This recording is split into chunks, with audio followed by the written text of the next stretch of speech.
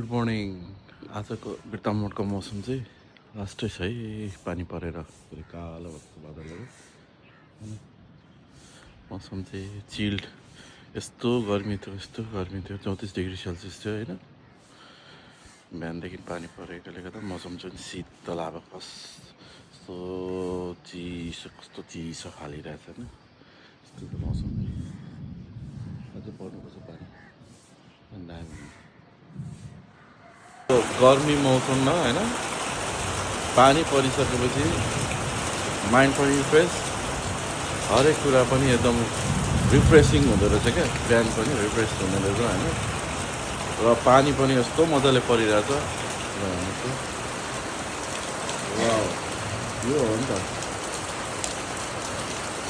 34 degree सेल्सियसको गर्मीलाई पानीले टेकेर कतै शीतल बनाइदियो। आज आनन्द आइरहेछ पुरै। माइन्ड पनि फ्रेस भइरहेछ, दिमाग पनि फ्रेस भइरहेछ, रिफ्रेसिङ भइरहेछ, पुरै एनर्जेटिक बुस्टिङ भइरहेछ पुरै।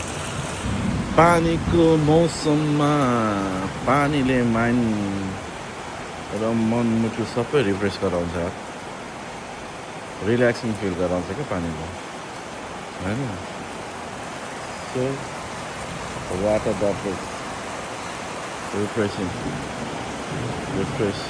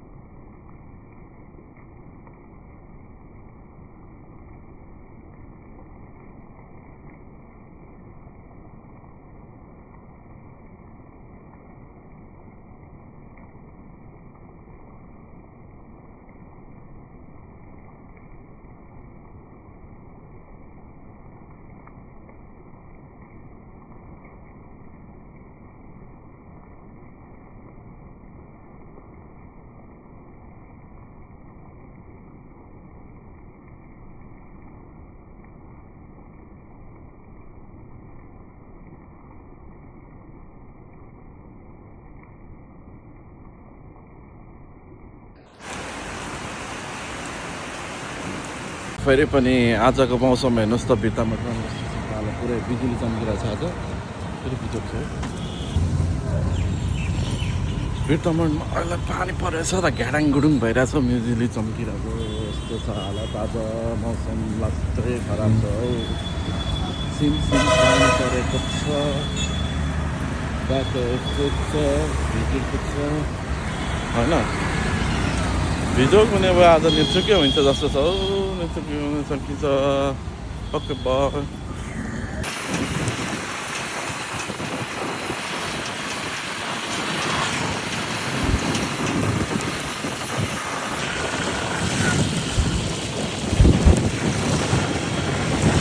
Hello hello hello hello, situation यस्तो छ मौसमको हालत पुरै।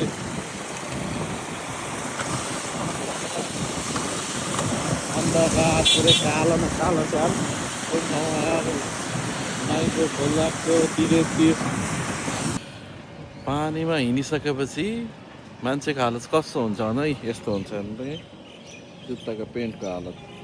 बाइकमा हिँडिसकेपछि यस्तै हुन्छ हालत। त्यही भएर चाहिँ अब चाहिँ गमबुट लगाएर हिँड्नुपर्छ अनि मात्र ठिक हुन्छ।